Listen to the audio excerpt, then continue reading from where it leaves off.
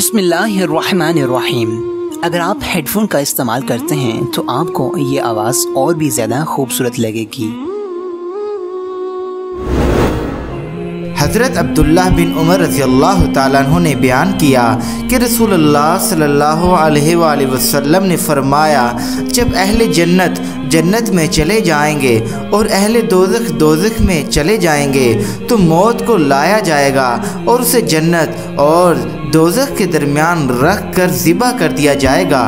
फिर एक आवाज़ देने वाला आवाज़ देगा कि ए जन्नत वालों, तुम्हें अब मौत नहीं आएगी, और ए दोज़ख वालों, तुम्हें भी अब मौत नहीं आएगी। इस बात से जन्नती और भी ज़्यादा खुश हो जाएंगे और जहन्नमी और ज़्यादा गमगीन हो जाएंगे।